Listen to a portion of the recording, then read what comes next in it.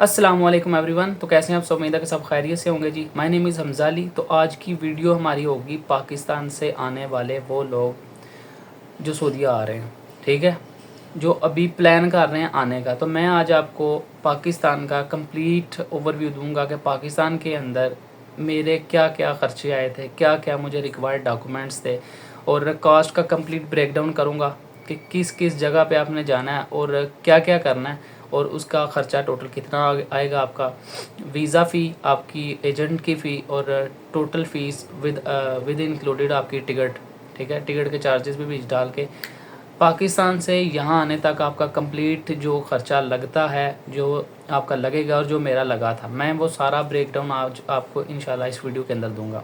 तो अगर आप प्लान कर रहे हैं सऊदीया आने का, या आपका किसी कोई दोस्त आ रहा है, तो ये वीडियो आप लोगों के लिए 10 मिनट निकाल लें अपने अपने लिए। तो चलें स्टार्ट करते हैं। तो जब सबसे पहली जो हमारी चीज़ है ना इसके अंदर, वो ये है कि हमारा वीज़ा स्टेटस हमारा कौन सा है। या तो आपके पास कंपनी का जॉब लेटर है, आप उसकी बेस पे आ रहे हैं, या आपके पास आज़ाद वीज़ा है, ठीक है। मेरा चूँकि आज़ाद वीज़ा था, कोई कंपनी के थ्रू डायरेक्ट मैं नहीं आ रहा, ना कंपनी का वीज़ा था, तो मैं आपको उसी हिसाब से बताऊँगा, ठीक है।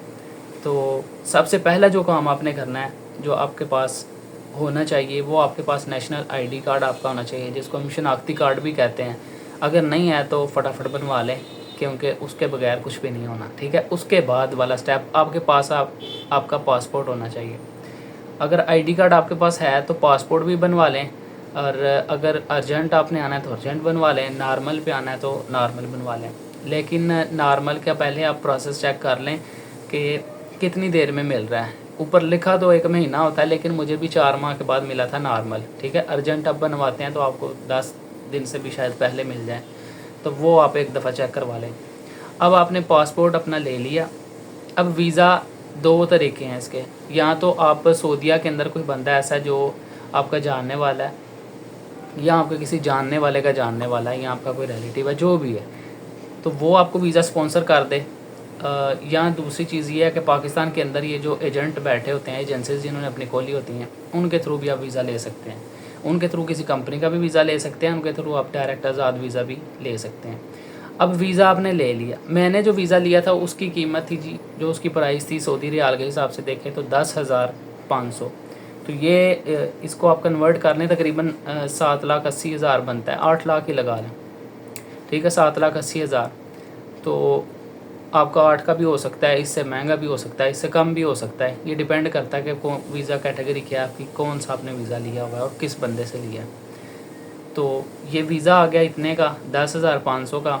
इसके बाद जो था पाकिस्तान के, अब आपके पास पासपोर्ट भी है, आईडी कार्ड भी है, उसकी फ़ी को मैंने इंक्लूड नहीं किया पेज, ठीक है।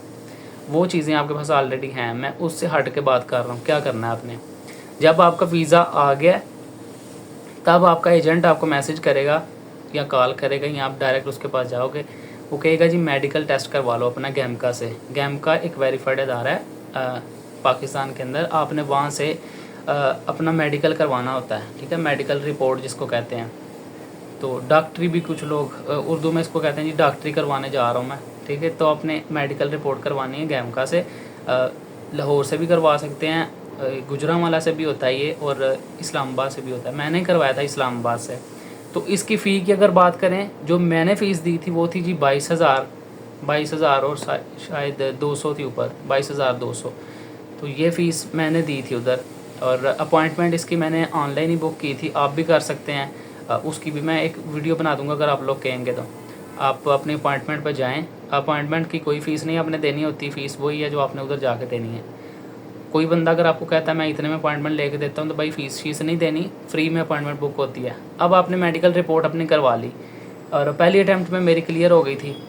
आपने किस तरह क्लियर करनी है, मैं इस पर भी एक वीडियो बनाऊँगा। लस्सी वस्सी नहीं पी के जानी कि अक्सर उधर 2-3 बंदे इस तरह के थे कि जो फेल हुए थे, वो कह रहे थे जी पूरा पूरा महीना मैंने पी के आए थे इस वजह से।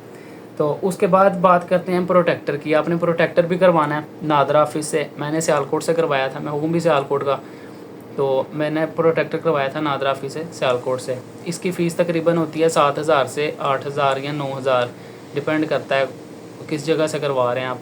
तो सियालकोट में तकरीबन 7,500 चल रही थी। ये आपने फ़ीस नहीं देनी, ठीक है। ये एजेंट को जो आपने वीज़ा फ़ीस देनी है ना, अब वीज़ा अप्रूव होने के बाद, स्टैंप लगने के बाद, ये फ़ीस उसके अंदर इंक्लूड होती है, ठीक है। जो आपने उसको पैसे देने हैं, इसके आपने अलग से पैसे नहीं देने। वो आपको इसकी अपॉइंटमेंट बुक करके देगा। ये अपॉइंटमेंट आपने लेके जानी है, लाइन में लगने की भी ज़रूरत नहीं पड़ेगी। आप जाओगे 2 मिनट में, वो आपके फिंगर लेगा तो आप बाहर आ जाओगे, बस ख़त्म। वो वेरीफाइड की एक स्टैंप लगाएगा और आपने आके उसकी स्कैन करके तस्वीर अपने एजेंट को भेज देनी है, आपका काम ख़त्म हो गया आपकी साइड से, ठीक है। आगे एजेंट की फ़ीस की बात करते हैं। ये डिपेंड करता है कि आपका एजेंट कौन है और उसकी कितनी फ़ीस है, आपने कितनी तय की है उसके साथ। ये आपने पहले उससे बात कर लेनी है, भाई मैं इतने दूंगा। पहले आप अपने इर्द गिर्द से पूछ लेंगे कितने एजेंट कितनी फ़ीस लेते हैं, उस हिसाब से आप बात करें। मांगने को वो बहुत ज़्यादा भी मांगते हैं। मैंने जो दी थी वो थी 28,000, ठीक है। मैंने 28,000 फ़ीस दी थी, उसके अंदर ये भी इंक्लूड थी प्रोटेक्टर की फ़ीस। तो आगे टिकट जो मैंने करवाई थी, टिकट डिपेंड करता है कब आप करवा रहे हैं। टिकट की वैल्यू कीमत कभी ज़्यादा होती है, कभी कम होती है, और ये भी डिपेंड करता है कि आपने किस पे करवाई है, ठीक है। मैंने जो करवाई थी वो थी एयर सियालकोट से करवाई थी, और इसकी 13 दिसंबर को मैंने करवाई थी, और मुझे ये मिली थी 1300 रियाल की, और ये तकरीबन बन जाते हैं 96,200 समथिंग। तो सॉरी 96,200। तो ये अगर आप इनका सारा टोटल करें तो ये तकरीबन बन जाता है 9,26,000 और ऊपर कुछ बनते हैं, 9,26,000 ही लगा लें। ये वो ख़र्चा है जो आपका वीज़ा, आपकी टिकट और आपका जो पाकिस्तान के टोटल एक्सपेंस जो आपने ख़र्च करके यहाँ पे आना है, और ये सारे इसके अंदर एक्सक्लूड है वो वाली फ़ीस जो कि ट्रैवल फ़ीस आपकी। जब आप मेडिकल करवाने जाएंगे, मैं सियालकोट से गया था इस्लामाबाद करवाने, हमारे वहाँ पे रिलेटिव हैं, तो मुझे कुछ और भी काम था जिस वजह से मैं उधर गया था। ये आप गुजरांवाला से भी करवा सकते हैं, लाहौर से भी करवा सकते हैं, इस्लामाबाद से भी करवा सकते हैं, ठीक है। तो वो उसकी फ़ीस भी आपने जहन में रखनी है।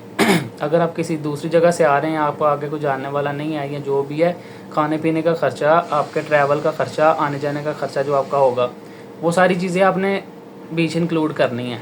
जिन लोगों का रेयर केस है कि आगे उनका कोई जानने वाला नहीं है, ये सारी चीज़ें आपने बीच इंक्लूड करनी है अलहदा से, ठीक है।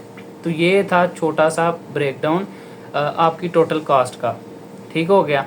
अब जो चीज़ें हैं, ये आपने ये सारा कुछ करवा लिया, आपके एजेंट ने आपको वीज़ा अप्रूव करके दे दिया, वीज़ा स्टैंप करके दे दिया। उसने कहा जी ये आपका वीज़े की स्टैंप लग गई है, 3 माह के आपके वीज़े की वैलिडिटी है, 3 माह आप पाकिस्तान में भी रह सकते हैं और 3 माह इधर। जब आपने सऊदीया के अंदर आपका पहला दिन आ गया, आपकी एंट्री हो गई, जो आपके 3 माह होंगे उसका टाइम स्टार्ट हो जाएगा, ठीक है। 3 माह से ज़्यादा पाकिस्तान में नहीं रह सकते वीज़ा अप्रूव होने के बाद, और सऊदीया में आप 3 माह तक रह सकते हैं। उसके बाद आपके पास वो आपका इकामा होना लाजमी है, 3 माह के अंदर अंदर बन जाता है आपका। तकरीबन 1 माह के बाद ही आपको दे दिया जाता है। अब ये सारी चीज़ें आपकी हो गई हैं। अब आप एयरपोर्ट पे जब आएंगे, अपना सामान वगैरह लेके, आगे कुछ उनका अमला खड़ा होता है, ये जो एजेंट से एयरपोर्ट पे भी बैठे होते हैं, जी आप सामान दें हमें, हम आपके साथ जाते हैं, बोर्डिंग करवा के आते हैं। तो अगर आपने प्रोटोकॉल के साथ जाना है तो दे दें, उनको नहीं देना तो मैं खुद ही गया था लेके, मेरा भी फ़र्स्ट टाइम ही था जब मैं उधर से आया हूँ। मैंने बोर्डिंग खुद करवाई थी, कुछ भी नहीं होता। आप जब अंदर जाएंगे, गेट पे बंदा खड़ा होगा, उसने आपका पासपोर्ट देखना है। पासपोर्ट के साथ जो डॉक्यूमेंट आपका एजेंट आपको देगा वो अपने साथ लाजमी रखने हैं। आपका आईडी कार्ड होगा, आपका वीज़ा होगा जिसके ऊपर स्टैंप लगी है कि ये 3 माह तक वैलिड है, वो होगा, और आपका आईडी कार्ड और आपका पासपोर्ट, ये 3 चीज़ें आप में मस्ट साथ रखनी है ताकि कोई मसला ना हो। वो चेक करके आपको आगे भेजेगा। स्कैनर मशीन लगी होगी, एक साइड से आपने गुजरना है, एक साइड से आपका सामान गुजरेगा। आपने सारा सामान, अगर जैकेट वगैरह भी पहने हो उतरवा लेते हैं, आपने उधर रखना है, अगली साइड से आपने पकड़ लेना है उसको, ठीक है। वो लेके आप आगे जाएंगे, साथ ही वो बैठे होते हैं। अगर आपने उसके ऊपर वो कवर चढ़ाना है, वो शीट सी शापर अपने बैग के ऊपर जो बोर्डिंग में आपने भेजना है, तो वो भी 200-250 रुपया लेते हैं। अगर करवाना है तो ठीक है, नहीं तो ज़रूरी नहीं होता करवाना। कुछ लोग नहीं थे भी करवा रहे उधर, तो लेकिन मैंने करवा लिया था, आप भी करवा लेना, बेहतर होता है। आगे जाके बोर्डिंग पे जाके उसने आपका पासपोर्ट और आपका वो पेपर ले लेना है, वो वीज़े वाला, और 2-4 मिनट आपके उधर लगते हैं। लाइन में आपको क्यू में भी खड़ा होना पड़ता है। जो पहले हैं वो पहले जाएंगे, जब आपका नंबर आएगा वो स्टैंप लगाएंगे और एक चिट सी आपके बैग के साथ लगा के बोर्डिंग का पास आपको दे देंगे, जी बोर्डिंग हो गई है आपकी। वो लेके आपने साथ अगली साइड पे चले जाना है। अगर सियालकोट पे जा रहे हैं तो एक उनका ऊपर पोर्शन एक और बना है फर्स्ट फ्लोर, वहाँ पे आपने चले जाना। वहाँ पे एक और मशीन लगी होगी और 2-3 बंदे छोटे छोटे ऑफिस बने होते हैं उनके लहदा। आपने किसी एक के पास जाना, वहाँ पे आपके फिंगर होंगे और जैसे ही फिंगर होंगे तो आपने अपना वो जो हैंड कैरी आपके पास होगा वो लेके आगे वेटिंग एरिया में चले जाना है। वहाँ पे जाके आपने बस वेट करना है। जैसे ही आपकी फ़्लाइट का नंबर आएगा अनाउंस किया जाता है स्पीकर के अंदर, और आपकी तरह के और भी वहाँ पे 100-150 लोग बैठे होंगे या इससे ज़्यादा या इससे कम, तो उनके साथ ही फिर आपने जहाज़ में जाना है। तो फिर इंजॉय करते जाएँ। 5 घंटे के बाद आप अराइव करेंगे सऊदी अरेबिया में, जद्दा में या रियास में या जिधर भी, ठीक है। मैं आया था सियालकोट से जद्दा, तो ये फ़ीस थी, ये टिकट की और बाकी एक्सपेंसेस मैंने सारे आपको बता दिए हैं। ये डिपेंड करेगा कि आपने सियालकोट टू जद्दा आना है, सियालकोट टू रियाज आना है या लाहौर से किसी जगह पे जाना है। ये डिपेंड करेगा उस टाइम पे और उस कंडीशन पे कि आपकी टिकट की फ़ीस कितनी होती है, ठीक है। ये वैरी करती रहती है, कभी ज़्यादा कभी कम। तो ये टोटल मोटा मोटा मैंने खर्चा आपको बता दिया। अलबत्ता आप 10 लाख का एस्टिमेट रखें अगर आप इधर आना चाह रहे हैं। इधर आकर आप अपना ऑक्यूपेशन भी चेंज कर सकते हैं। आमल मंजली का ना ही लेके आएँ, आमल मंजली तो बिल्कुल ना लें। अगर आपका उसके ऊपर ऑक्यूपेशन आमल मंजली है तो बिल्कुल भी ना लें। इधर जिन जिन लोगों के वो रो ही रहे हैं, ठीक है। तो इसका मतलब होता है कि आपने घर के चौकीदार के वीज़े पे आ रहे हैं तो आप बाहर कोई काम नहीं कर सकते। ऑफिशियली ये अलाउ नहीं होता। अगर आप पकड़े जाते हैं तो आपको रिपोर्ट कर दिया जाता है, फिर मसला बनता है, पैसे भी जाते रहते हैं और फ़ायदा भी कोई नहीं होता, ठीक है जी। तो ये मोटा मोटा मैंने आपको सारी चीज़ें बता दी हैं, एक्सपेंस बता दी हैं। बाकी अगर और भी कोई इन्फॉर्मेशन आपको चाहिए पाकिस्तान से यहाँ आने तक की, अगर कोई चीज़ की समझ नहीं आई, किसी चीज़ पे कोई मसला आ रहा है, कमेंट आपके लिए ही होते हैं। कमेंट बॉक्स में आके मैसेज करें जो भी मसला है, तो इंशाल्लाह उसको भी रिज़ॉल्व किया जाएगा और आपको जवाब मिलेगा। तो मिलते हैं जी फिर इंशाल्लाह नेक्स्ट वीडियो में। अल्लाह हाफिज़।